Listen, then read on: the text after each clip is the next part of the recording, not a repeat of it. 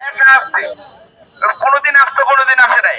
আনাইলে তারা যারা সেন্ট্রালে তারা আছে তারা ভিডিও ফুটেজ তারা দেখুক যে কতদিন কয়টা লোক নিয়ে শাহীন এই আন্দোলনে ছিল, যার কারণে আমরা এত কষ্ট করে রাজনীতি করে আমরা জেল জুলুম খেটে আমরা পদ পদবি কেন পাইলাম না। আমি নারায়ণগঞ্জ জেলা যুগ্ম আহ্বায়ক, সোনাগাঁ থানা সদস্য সচিব কৃষক দলের। আমি কেন পদ পদবি পাবো না? আমার দোষ কি ছিল? কেন আমরা পদ পদবি পাবো না? আমাদের কাছে কেন তারা টাকা দাবি করে যে আমরা সর্বোচ্চ ভূমিকা রেখেছি। আমি নিজে মামলা খেয়েছি। 28 তারিখে আমার বর্তমানে ইউনিয়ন কৃষক দলের সহসভাপতি জাকিরকে নিখোঁজ করা হয়েছে।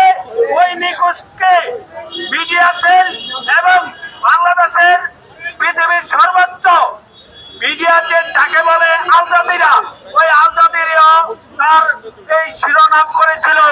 আপনারা জানেন আমাদের কি অপরাধ। আমাদের একজন তৃণমূল কর্মীকেও এই টিমে লেখা নাই।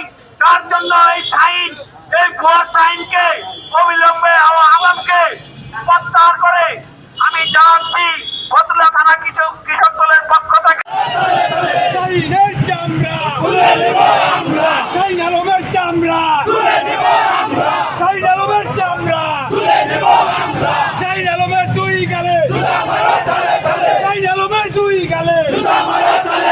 এই ভাই